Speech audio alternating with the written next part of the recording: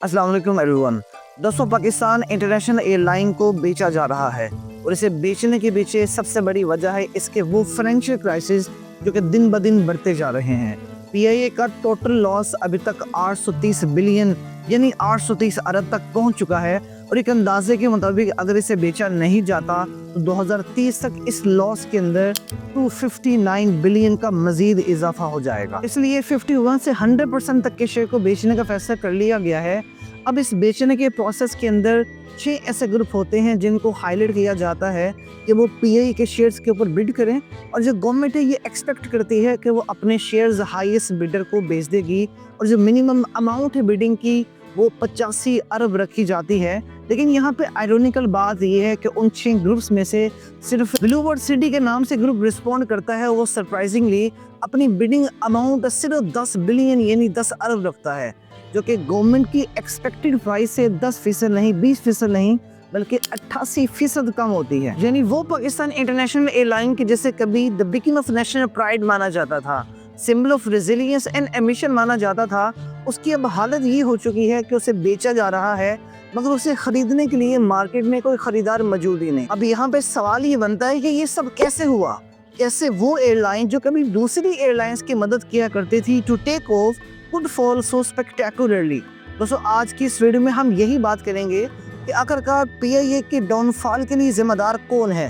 क्या वो करप्शन थी, मिसमैनेजमेंट थी, ये पॉलिटिकल इंटरफेरेंस थी कि जिसने दीमक की तरह पीआईए को अंदर से खत्म कर दिया, या ये इन तमातर अनासिर का एक ऐसा तूफान था कि जिसने इस नेशनल कैरियर को अपने घुटने झुकाने पे मजबूर कर दिया? Today's video is not about airplanes and airport. It's about how a nation lost its pride. तो चलिए बात करते हैं।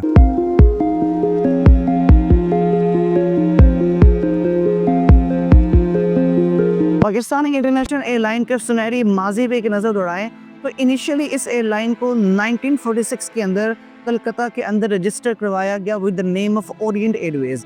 इस एयरलाइन को कायदे आज़म के विजन और कुछ अमीर मुसलमानों की मदद से बनाया गया और उस वक़्त मिस्टर M.A. इस्तेहानी बतौर चेयरमैन इस एयरलाइन के अंदर अपनी जिम्मेदारियों को अदा करने लगे। फिर 1947 के अंदर पाकिस्तान बना और इस एयरलाइन की बेस को पाकिस्तान के अंदर शिफ्ट कर दिया गया। अब चूंकि ओरिएंट एयरवेज एक प्राइवेट कंपनी थी और लिमिटेड रिसोर्सेज और फंड्स होने की वजह से the possibility to grow was also limited. इस वजह से 1955 के अंदर गवर्नमेंट ऑफ पाकिस्तान ने ये डिसाइड किया कि the demand of the market को पूरा करने के लिए और ईस्ट पाकिस्तान और वेस्ट पाकिस्तान को बेहतर अंदाज में लिंक करने के लिए उनके पास एक अपनी स्टेट ओन्ड एयरलाइन होनी चाहिए। इसलिए Pakistan international airline corporation ordinance 1955 के मुताबिक उन्होंने ओरिएंट एयरवेज को मर्ज कर पीआईए की बुनियाद रखी। अपने आगाज से ही पीआईए अपने एक्सीलेंस और हाई क्वालिटी सर्विसेज की वजह से जाने जाने लगी। 1960 के अंदर जब दुनिया के अंदर अभी एविएशन इंडस्ट्री जब अपने इब्तदाई मराहिल पे थी, उस वक्त पीआईए लीड कर रही थी। बात हो चाहे एशिया के अंदर पहले जेट एयरक्राफ्ट को इंट्रोड्यूस करवाने की या लंदन और न्यूयॉर्क के लिए डायरेक्ट फ्लाइट लॉन्च करने की, पीआईए को हमेशा इनोवेशन और एम्बिशन के फोरफ्रंट पे देखा जाने लगा। फिर 60 की दहाई के अंदर पीआईए इस कदर कामयाब होगी कि ये पाकिस्तान के लिए एक मनी मेकिंग मशीन बन गई। ये कैसा नेशनल एसेट बन गया विच सिंबलाइज्ड होप एंड प्रोग्रेस। उस वक्त पीआईए सिर्फ एक एयरलाइन नहीं थी, it was the pride for the Pakistani people. और ये कमिटमेंट टू एक्सीलेंस ही थी कि जिसने पीआईए को उस वक्त एक ग्लोबल स्टैंडर्ड बना दिया कि इवन दिन दूसरी एयरलाइंस ने भी पीआईए को अप्रिशिएट किया और उसे फॉलो किया।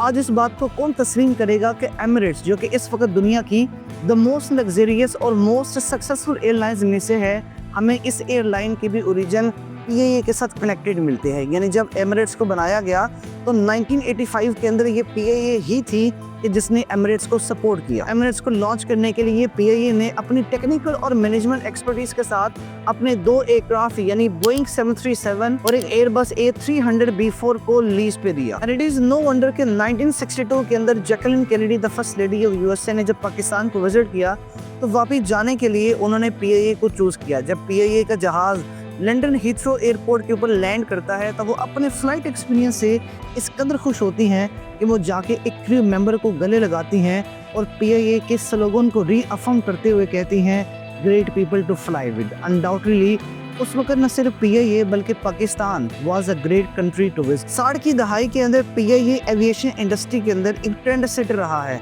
बहुत से ऐसे इनिशिएटिव्स थे कि जिनका आगाज पीआईए से हुआ For example, PIA was the first airline to introduce Boeing service, first airline to show in-flight movies, first non-communist airline to fly into People's Republic of China, first airline to operate second route to China over the mighty Karakoram range, first airline to go into auto ticketing, first airline to operate to Europe via Moscow, first airline to land in Oslo. PIA वो पहली airline थी कि जिसने London से कराची के सफर को सिर्फ 6 घंटों 43 मिनट और 51 सेकंड में तय किया, and this record still remains unbroken to this day. 44 ऐसी एयरलाइंस और एजेंसीज थी जो कि अपने क्रू मेंबर्स के ट्रेनिंग के लिए उन्हें PIA के पास भेजते थे. Those were the golden days of PIA.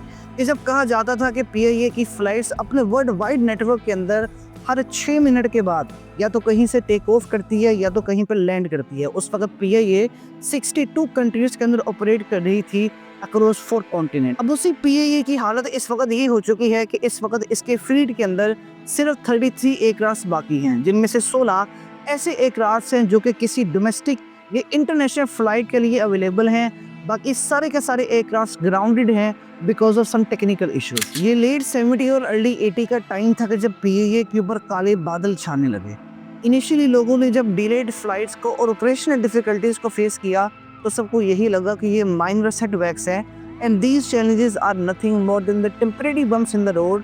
और वो एयरलाइन जो कभी बड़ी बेहतरीन हुआ करती थी दोबारा इन सेटबैक्स के बाद बेहतरीन हो जाएगी. But they had the focused idea कि वो एयरलाइन जो कभी बड़ी बेहतरीन हुआ करती थी वो बदतरी के सफर के ऊपर रवाना हो चुकी है.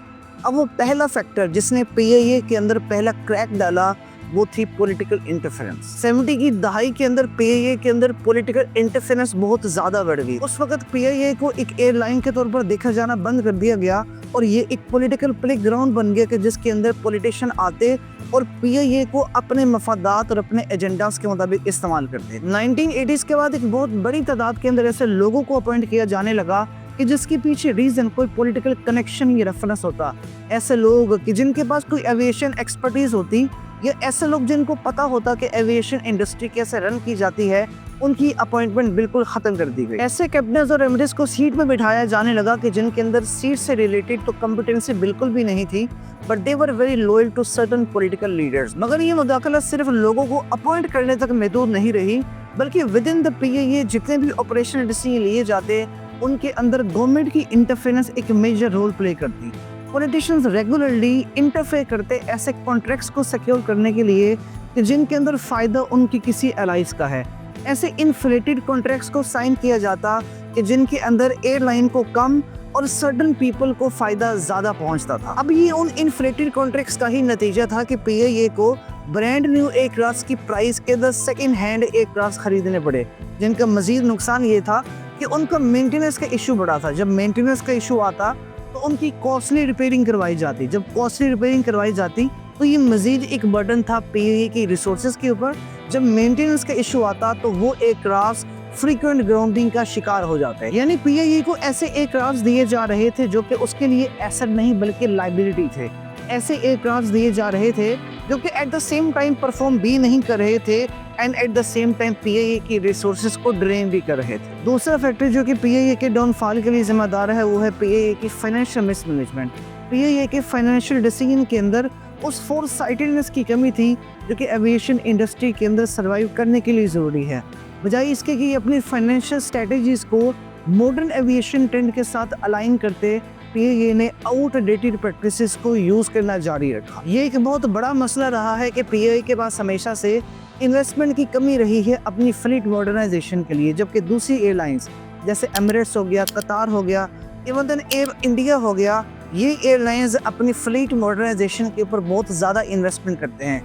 वो ज़्यादा नई मॉडल ख़रीदने की कोशिश करते हैं जो कि फ्यूल एफिशिएंट होते हैं, जिनसे उनकी ऑपरेशनल कॉस्ट कम होती है और उनका प्रॉफिट बढ़ता है. बट हम ऑन द अदर हैंड क्या कर रहे हैं, हम सिर्फ लोगों की भर्तियाँ कर रहे हैं. PIA के फाइनेंशियल क्राइसिस के अंदर एक बहुत बड़ा फैक्टर है PIA का एजिंग फ्लीट. यानी हमारे जहाज़ बहुत ज़्यादा पुराने हैं, हम अपने जहाज़ों को उनके प्राइम के बाद भी इस्तेमाल करते रहते हैं, जबकि एमिरेट्स जिसको बनाने के लिए PIA ने सपोर्ट प्रोवाइड की, अगर उनकी बात की जाए तो एमिरेट्स के अंदर एक जहाज़ की जो एवरेज एज है वो 10 साल है, जबकि पाकिस्तान के अंदर PIA के अंदर एक जहाज़ की जो एज है एवरेजली वो 17 साल है, विच इज़ ऑलमोस्ट डबल. अब एजिंग फ्लीट रखने के हमें कई नुकसानात मिलते हैं. वो जहाज़ अच्छे से परफॉर्म नहीं कर पाते, वहाँ पे सिक्योरिटी इशू रहते हैं और ऐसे जहाज़ों को मेंटेन करने के लिए जो मेंटेनेंस कॉस्ट है वो बहुत ज़्यादा होती है। मेंटेनेंस कॉस्ट जब बहुत ज़्यादा होती है तो जो प्रॉफिट है वो ऑटोमेटिकली बहुत ज़्यादा रिड्यूस हो जाता है। एजिंग फ्लीट के साथ साथ पीआईए के ऊपर फाइनेंशियल क्राइसिस की एक और बड़ी वजह है वो तमाम पर इन्फ्लेटेड कॉन्ट्रैक्ट्स की, जिसके अंदर पीआईए अनवाइज वे के अंदर एंटर होता रहा।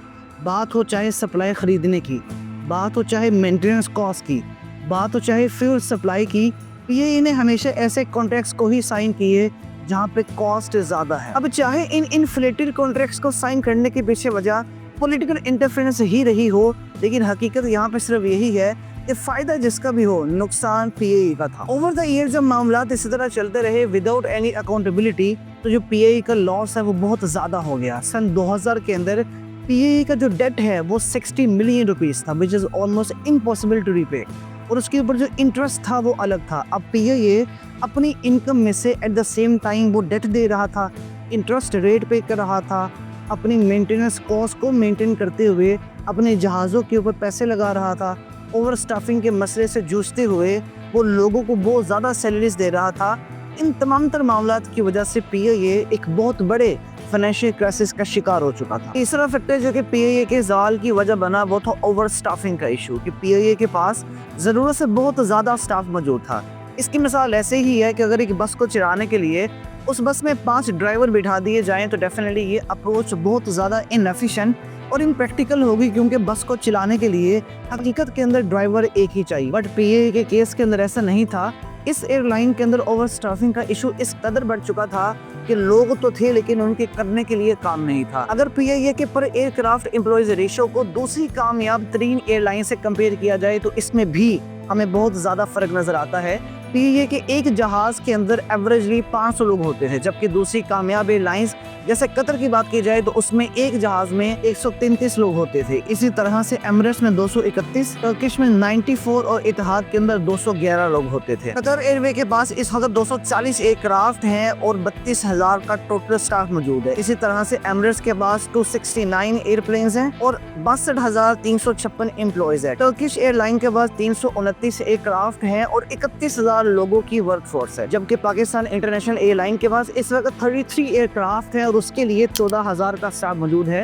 ये जो ओवर स्टाफिंग का इशू है इसकी मेन वजह रही है पॉलिटिकल इंटरफेरेंस। 1980s के बाद पीआईए एक ऐसी ऑर्गेनाइजेशन बन गई कि जिसके अंदर पॉलिटिशियन अपने चाहने वालों को, अपने एलाइज को नौकरी दे दिया करते थे एज अ रिवॉर्ड।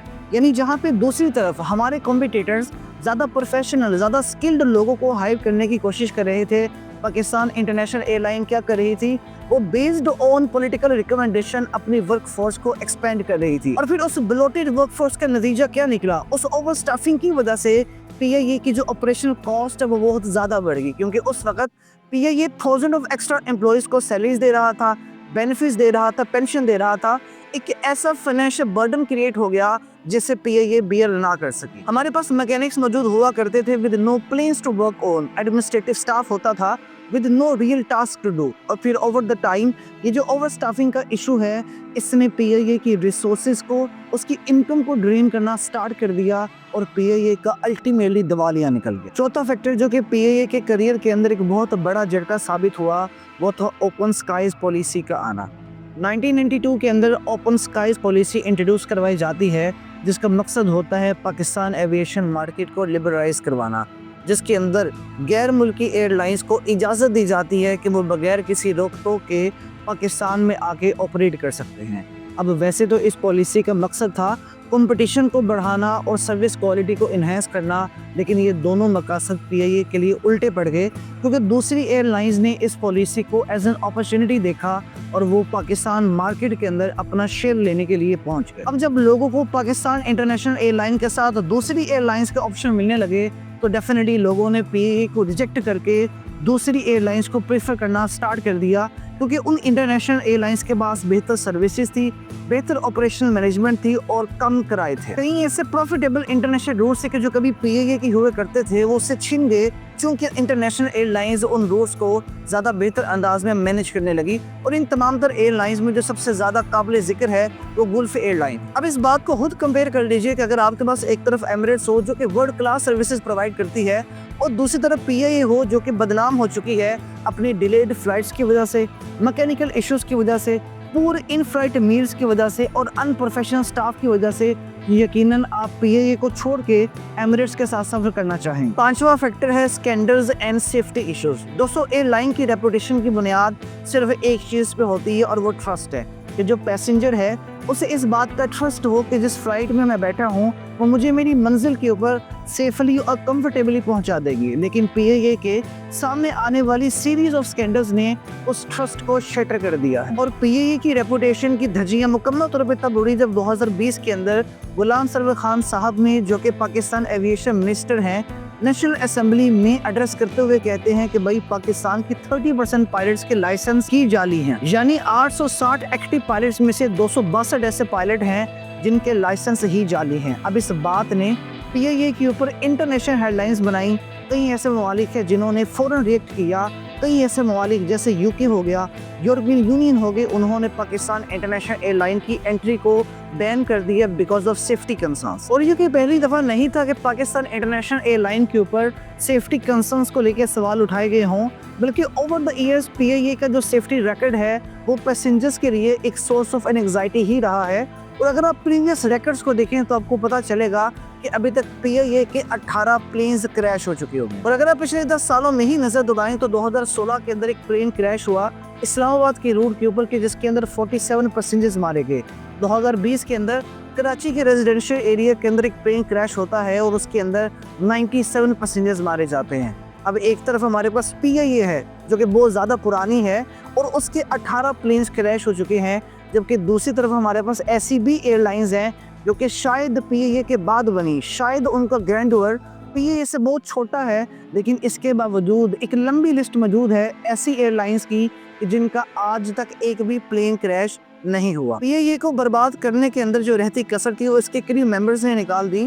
پوری دنیا کے اندر یہ بات مشہور ہے کہ جو پی آئی اے کے کریو ممبرز ہیں وہ یہاں سے دوسرے ملکوں میں جاتے ہیں اور وہاں پر جا کر غائب ہو جاتے ہیں۔ ہم زیادہ دور نہیں جاتے، اب 2024 کی ہی بات کر لیں۔ اکتوبر 2024 کے اندر ایک فلائٹ اٹینڈنٹ محسن رضا نامی شخص یہاں سے ٹورنٹو کی فلائٹ پہ جاتے ہیں اور وہاں پہ جا کے غائب ہو جاتے ہیں۔ فائزہ مختار نامی خاتون کینیڈا کی فلائٹ پہ جاتے ہیں اور وہاں پہ جا کے کینیڈا میں غائب ہو جاتی ہیں۔